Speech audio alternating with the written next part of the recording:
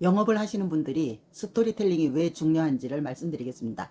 사람들은 삶을 살아가면서 많은 광고 메시지들을 보거든요. 하루에 3,000개 정도의 광고 메시지를 본다고 해요. 기업이 수많은 제품들을 팔기 위해서 노력하지만 왜 대부분 마케팅과 브랜드 전략에 실패할까요? 저는 비즈니스 코칭을 하는 사람이기 때문에 비즈니스 관점에서 말씀드릴까 합니다.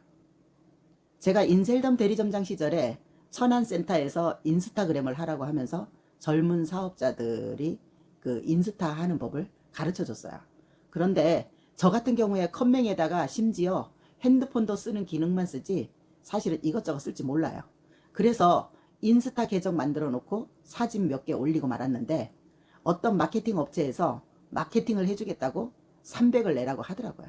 그 당시는 대리점장들이 정말 많이 돈을 주고 했어요. 저도 그때 지금의 멘토를 만나지 않았더라면 무조건 했을 거예요.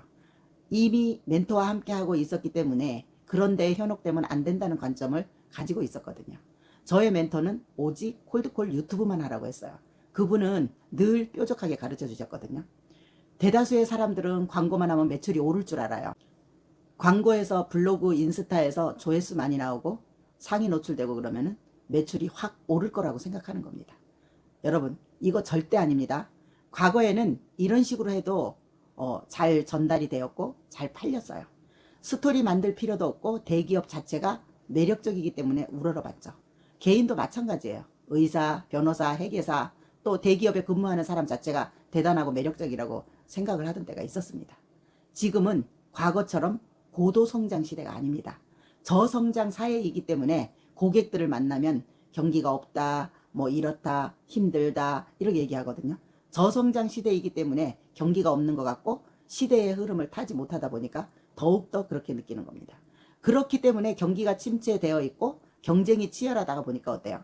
고객이 볼 때는 모두 비슷비슷해 보이고 거기서 거기처럼 보인다는 거죠. 여기서 문제는 내가 과거의 시나리오나 지금의 시나리오대로 살면은 성장이 멈출 뿐만 아니라 완전 도태되고 소생하기 어려울 수도 있습니다.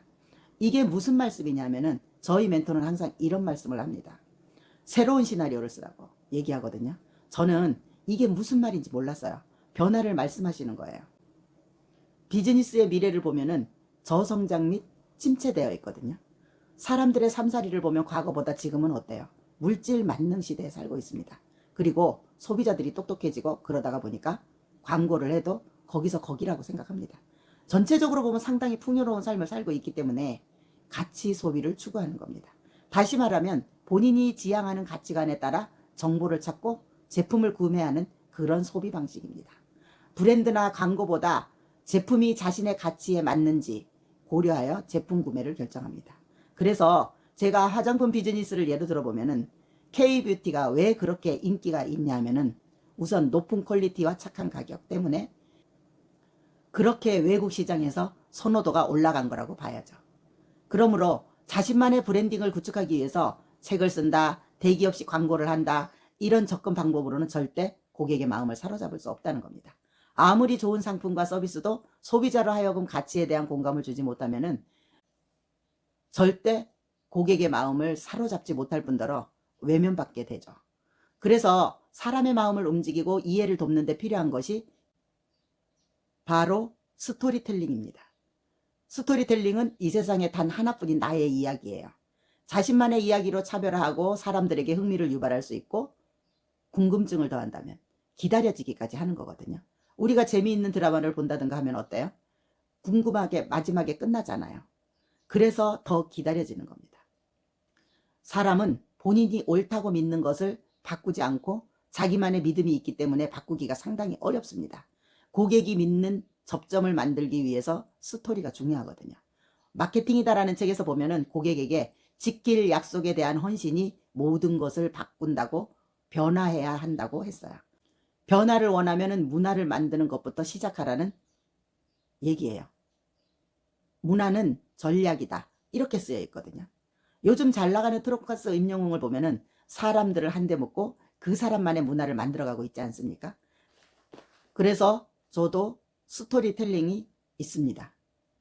저는 자영업 40년을 하면서 항상 노동의 시대는 끝났다라는 생각을 하고 노후에는 도대체 무엇을 하지 하면서 찾던 중에 인셀텀 화장품을 만났고 대리점장이라는 자격을 갖기 위해서 1억이라는 제품을 사서 자격을 취득하고 또 모르다가 보니까 8천만 원의 제품을 더 사게 되었습니다.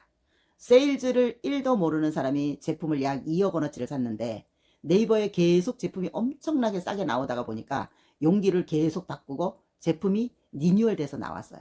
난감했죠. 자도 자는 것 같지 않고 먹어도 먹지 않은 것 같은 어려움을 겪으면서 그걸 어떻게 해결하지? 라고 찾던 중에 저희 멘토를 만나서 그분에게 콜드콜과 유튜브를 배우고 그 많은 사재기를 6개월 만에 완판하고 신규 고객 500명을 만들고 1년에 6억 4천이라는 매출을 올리고 지금은 또 멘토한테 코칭의 영역을 트레이닝 받고 코칭을 하고 있습니다. 이게 저의 스토리텔링입니다. 다시 말하자면은 제품이나 서비스를 통해 고객이 얻을 수 있는 성공의 모습을 보여줘야 되거든요. 예를 들어서 다이어트 제품을 취급한다면은 고객이 다이어트를 했을 때 정말 몸짱이 될 수 있게 적극적으로 도와야 합니다. 고객은 우리의 제품이나 서비스가 자신의 문제를 해결할 수 있다는 확신을 줘야 합니다. 그래야 구매 결정에 영향을 미치거든요. 고객을 주인공으로 설정하고 그들의 문제를 파악하고 가이드 역할을 확실하게 내가 해야지만은 신뢰를 얻고 성장할 수 있습니다.